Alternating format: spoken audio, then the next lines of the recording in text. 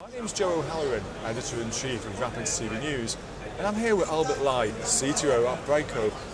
Afternoon, Albert. Hello. It's been great for the online video industry this year. What's really been accelerating the market, and how different is it really from last year? So if you take a look back at the trends in 2012 and 2013, one of the major changes that our customer base, which includes many of the world's largest media customers, one of the main trends that they've seen is that the traffic in their audience has shifted. In 2012, 2013, many of their audience was focused and accessing their content on desktop. And what they started to see was a quick and growing trend toward mobile devices. And as they recognized that trend, that they needed to take advantage of this audience accessing their content on new devices, different form factors, they needed to monetize that. They started investing in new technologies, new digital properties to create a way to provide content and allow easier access to that audience. And so we started seeing greater engagement, greater reach, and greater availability of that content to users. We've been here at IBC, and the story we've been told is it's not just content. There's devices everywhere, there's compelling content everywhere, but it's about quality of experience. How do you go guarantee that quality of experience? So when we look at the trends in the behavior of consumers over the last couple of years, even though the consumption experience has shifted from desktop to mobile devices, from desktop to connected TV devices, desktop to other companion devices, game consoles, one of the things that hasn't changed is their expectation of quality. So they've had years and lifetimes of experience watching TV in a lean-back experience. But it's not just video programming that they're watching from a broadcast standpoint, it's also advertising. So when you shift that consumer focus onto these new devices, they still have that same expectation of quality. So it's not just about delivering video onto a very fragmented set of platforms and devices. It's about delivering video at the highest quality and also delivering advertising at the highest quality. So when you think about that viewing experience, the one thing that you don't want to have happen from a digital standpoint is that spinning wheel, that buffering, that pause. We call it the spinning wheel of death because it doesn't exist in the broadcast world, and consumers don't expect it and don't want it in the digital world either. When do you think the online video industry can be held to the same standards as broadcast? From a consumer point of view, they expect it now. And so what media companies have to do is recognize that this is an issue, and if they fix it or if they improve it, it's going to lead not just customer satisfaction, but it's actually going to improve engagement. It increase the number of views, the viewing time, the loyalty of the customer to the brand, to the media company. And what the media company needs to realize is that this is going to lead to additional opportunities to monetize, whether it's advertising, whether it's subscription or other OTT business models. That's an excellent point about business models.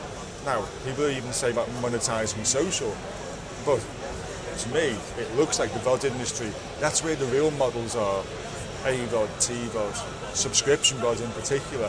How do you see monetization work?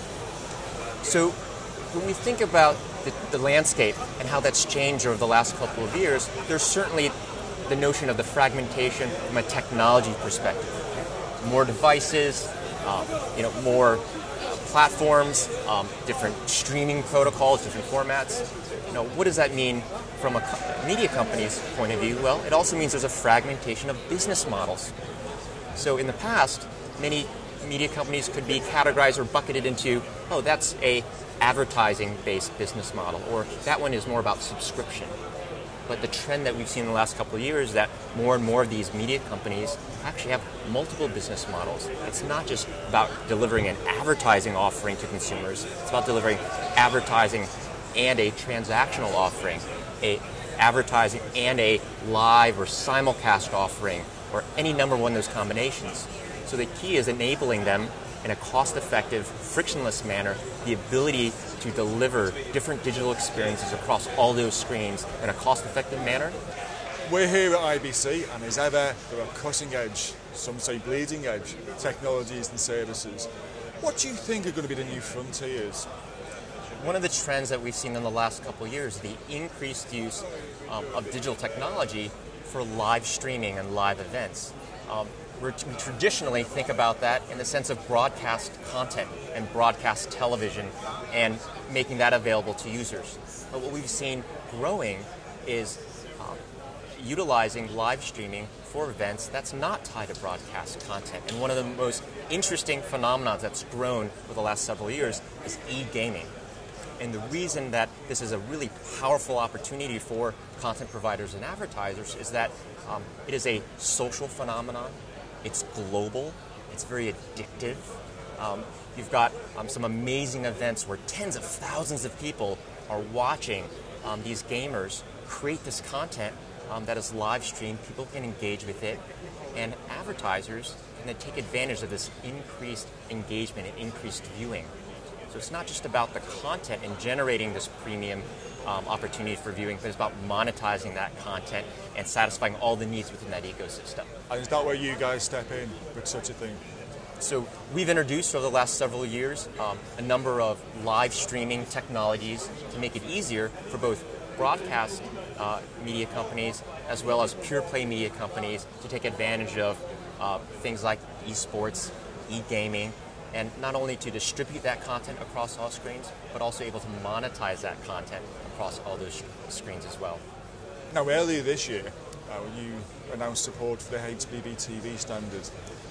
What's that going to mean for the company, and what do you really expect for that to deliver to the service provider?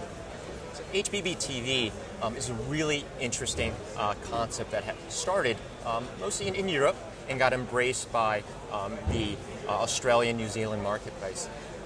There's benefits for both the consumer as well as the content providers. From a consumer point of view, you now have access not just to free-to-air content, but you can seamlessly switch to digital IP content, whether it's catch-up TV, video on demand.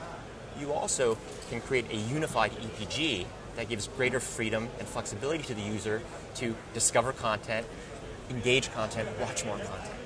From the perspective of the operators and the content providers, you now have a standard way of providing digital content to users across a vast number of devices. So it simplifies both the distribution of content onto these platforms, and it also simplifies the consumption of content. And so both sides benefit.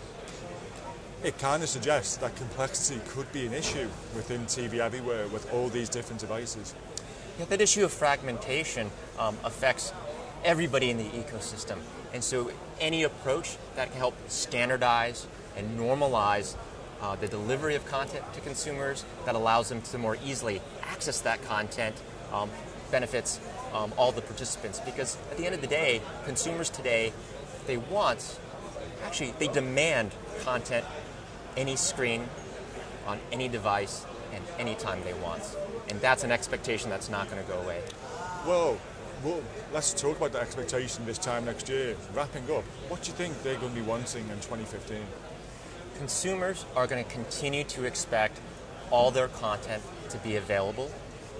And one of the biggest questions that all of us have to answer is, how do we deliver that in a cost-effective manner? How do we take all these issues that we've seen with content rights and windowing, whether it's a sports event, it's broadcast content, whether it's catch-up TV.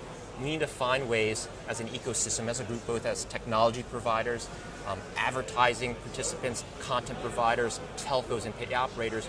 We need to remove that friction from the consumption experience because consumers want this content. There's amazing content that's available.